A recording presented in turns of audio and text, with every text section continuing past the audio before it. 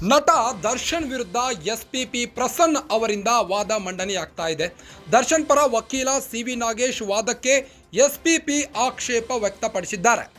ನ್ಯಾಯಾಲಯಕ್ಕೆ ಆಕ್ಷೇಪಣೆ ಸಲ್ಲಿಸಿದ ಎಸ್ಪಿಪಿ ಪ್ರಸನ್ನ ಕುಮಾರ್ ಸಿ.ವಿ. ನಾಗೇಶ್ ಅವರು ಪ್ರಕರಣ ಸಂಬಂಧ ಸಂದರ್ಶನ ಕೊಡ್ತಿದ್ದಾರೆ. ಕೋರ್ಟ್ನಲ್ಲಿ ಬಂದು ಮಾಧ್ಯಮಗಳಲ್ಲಿ ಮಾಹಿತಿ ಲೀಕ್ ಆಗ್ತಿದೆ ಅಂತ ವಾದ ಮಂಡಿಸಿದ್ದಾರೆ. ಆದರೆ ನಾನು ಇಲ್ಲಿಯವರೆಗೂ ಯಾವುದೇ ಸಂದರ್ಶನ ನೀಡಿಲ್ಲ. ಸ್ವತಃ ಪವಿತ್ರ ಗೌಡ ರೇಣುಕಾಸ್ವಾಮಿ ಮೊಬೈಲ್ ನಂಬರ್ ಕೇಳಿದ್ದಾಳೆ. Drop me your mobile number ಎಂದು ಪವಿತ್ರ ಮೆಸೇಜ್ ಮಾಡಿದ್ದಾಳೆ ರೇಣುಕಾಸ್ವಾಮಿಗೆ. ಫೆಬ್ರವರಿ 27ಕ್ಕೆ ರೇಣುಕಾಸ್ವಾಮಿಗೆ ಪವಿತ್ರ ಗೌಡ ಮೆಸೇಜ್ ಮಾಡ್ತಾಳೆ. ರೇಣುಕಾಸ್ವಾಮಿ ಪವಿತ್ರ ಗೌಡಗೆ ಅಶ್ಲೀಲ ಮೆಸೇಜ್ ಮಾಡ್ತಾರೆ. ರೇಣುಕಾಸ್ವಾಮಿ ತನ್ನ ಮರ್ಮಾಂಗದ ಫೋಟೋವನ್ನು ಕಳಿಸ್ತಾನೆ ಪವಿತ್ರ ಗೌಡಗೆ. ಆ ಫೋಟೋಗೆ ಪವಿತ್ರ ಸೂಪರ್ ಮೆಸೇಜ್ ಮಾಡ್ತಾರೆ.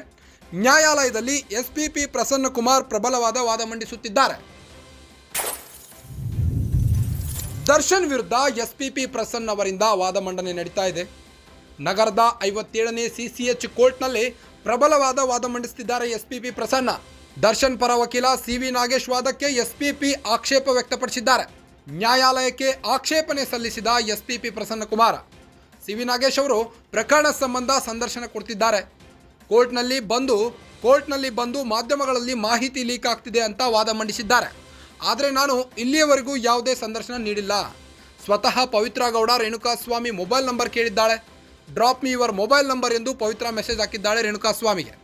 ಫೆಬ್ರವರಿ 27ರಂದು ರೇಣುಕಾಸ್ವಾಮಿಗೆ ಪವಿತ್ರ ಗೌಡ ಮೆಸೇಜ್ ಮಾಡ್ತಾಳೆ. ರೇಣುಕಾಸ್ವಾಮಿ ಪವಿತ್ರ ಗೌಡಗೆ ಅಶ್ಲೀಲ ಮೆಸೇಜ್ ಮಾಡ್ತಾಳೆ. ರೇಣುಕಾಸ್ವಾಮಿ ತನ್ನ ಮರ್ಮಾಂಗದ ಫೋಟೋವನ್ನು ಪವಿತ್ರ ಗೌಡಗೆ ಕಳಿಸ್ತಾನೆ.